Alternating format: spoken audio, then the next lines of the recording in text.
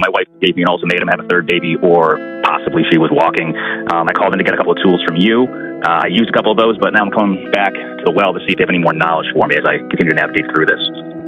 So were my recommendations not great? It's okay if they weren't. Well, no, you're fantastic, but I find myself in kind of another odd predicament with her. But I'll unpack however you think would be most useful. Tell me about today's call. What's going on? So the main point was we got to a point in that discussion over the third baby, which is really a proxy battle for me kind of capitulating anything that she wants and her going nuclear, so to speak, if she didn't get what she wants. We got to the end of that, and it came to that sort of lights up conversation that we had, and I said, listen, however we got here, the important thing is that I think we try to build something new. So I kind of established I wanted to build something new. I wanted to put away all of the insecurities, all the issues we had, kind of put those down and just start something new. And she never really said if she was in or out. She was very upset in that moment, obviously. But then a couple of days went by where she was sad. And since then, she's been normal-ish, but not affectionate. So it's almost like she's in, but she doesn't want to say she's in because she's still kind of punishing me because she'll never forgive me.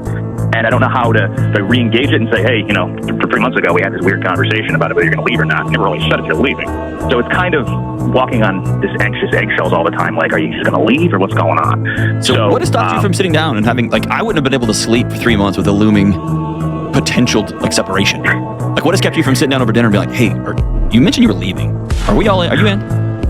So, honestly, the reason why I haven't brought it up to her again isn't because I'm afraid she said she's going to leave. I don't actually think she's going to leave. She's not going to say that, but I think the problem is, based on how our relationship goes, she's never going to ever say she's all in because she has to have that, over my head. She's been using that for several years. I could leave if you don't do X, Y, Z. So I feel like if I bring up the conversation, hey, let's resurrect this terrible conversation from a few months ago, she'll just be like, obviously I'm in, but I don't know, maybe you're now be unhappy. So she'll never give me any resolution to it. That's why I don't bring it up. Because it's all right, maybe the other part of that, and just to finish this point is, and I said this to her, if we go forward and we're not having another baby, I understand it's going to change the family picture that you had in your mind, but there'll be a season of grieving in your life, which I'm all in to help you with and walk with you through that. So I don't know if this is okay, she's kind of getting to acceptance her own way and she's in her grieving process, but how long do I let that go before I go, hey, we can't live in an affectionate-less relationship forever, because we're normal day to day, but there's just no affection on her part. It's just no, done.